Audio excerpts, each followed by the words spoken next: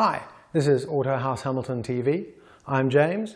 Today I'm going to try and come to grips with a very slippery subject. I'm going to talk to you about oil, and I'm going to be very careful and try and stick only to those things which are absolutely facts, rather than those things which are very firmly held opinions masquerading as facts.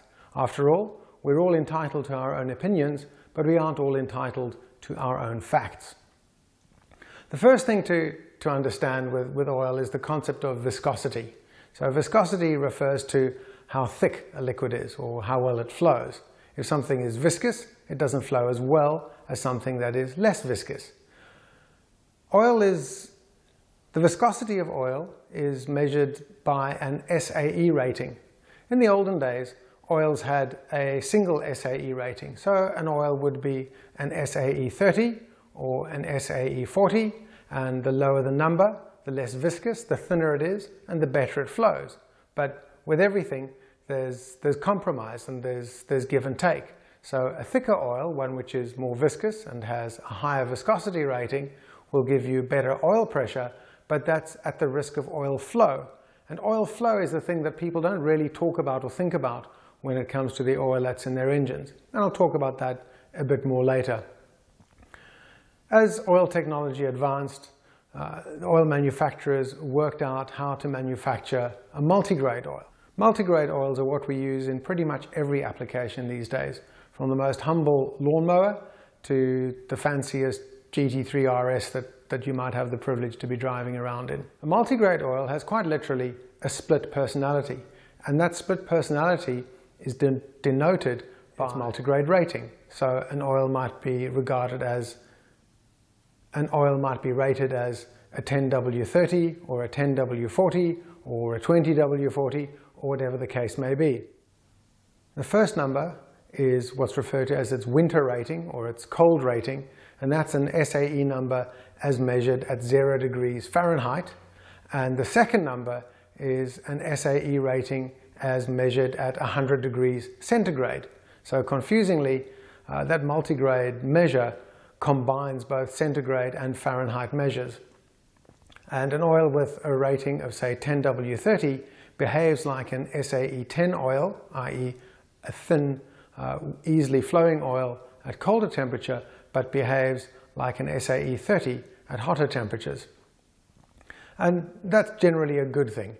You want an oil that flows very easily or relatively easily when it's cold, and that firms up a bit when it gets hotter, in order to maintain oil pressure.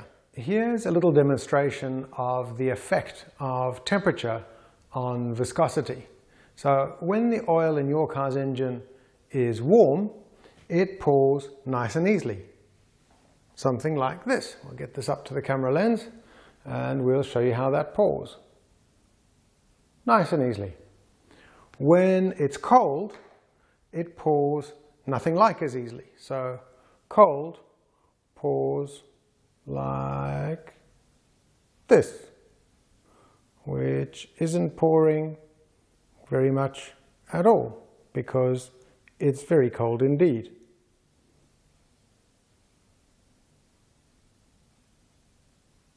So that shows you the effect of temperature or heat on viscosity. Colder, more viscous. On the other hand,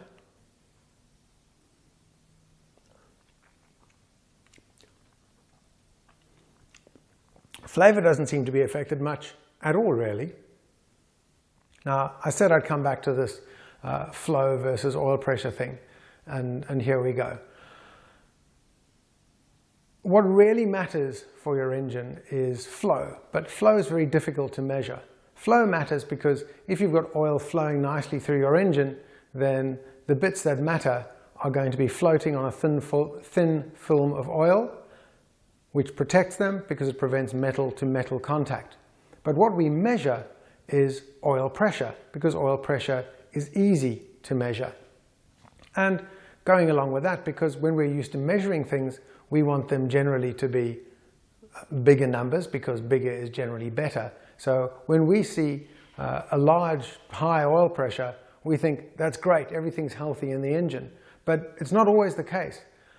You think about when your engine's cold. When your engine's cold, that's when you see your highest oil pressure rating. But that's also when the engine is having its roughest time.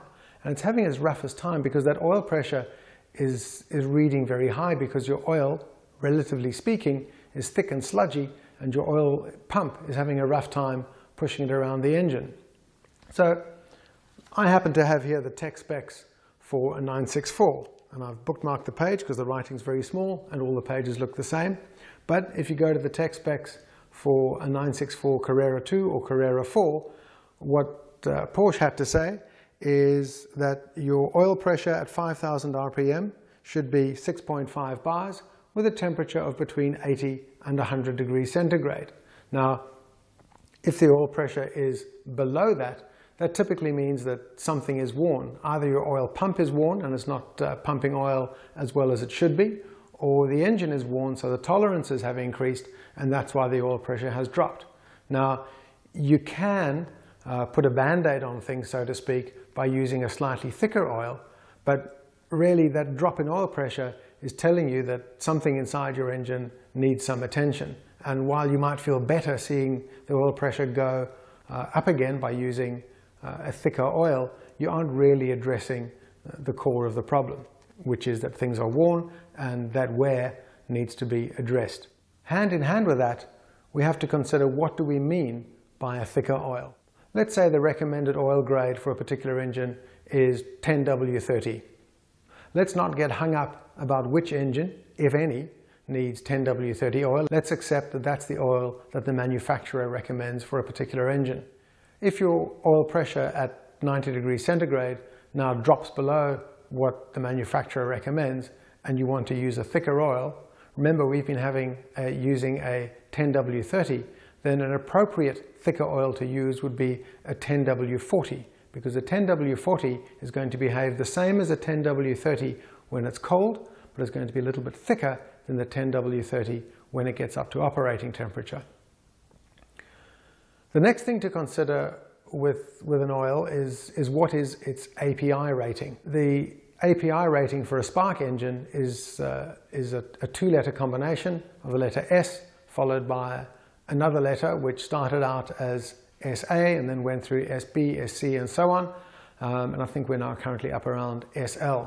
Now it's very easy to think, well, later and a higher rating must be better and therefore better for my engine. But what you need to consider is that it's not an unambiguous measure. It may be better in some technical sense, but the simple answer to what you should be using in your car's engine is use an oil of the type that was a good oil in the day when the engine was new. And this is where religious wars tend to break out. So I'm not going to make any hard and fast recommendations, but what I will say is stick to an oil of the type that the manufacturer recommended when your car was new, because that oil will typically protect your engine as well as you can hope. In this short talk, there have been a lot of contentious issues raised, I have no doubt. If you disagree with me, if you're 100% certain that I'm flat out wrong, I'd like to hear about it. Please do respond in the comment section. If you have anything that has a question mark at the end of it, I always make a point of responding. Or if I feel there's a point that needs addressing, I always respond to them. It's always great to hear from you. As ever, thank you very much for watching.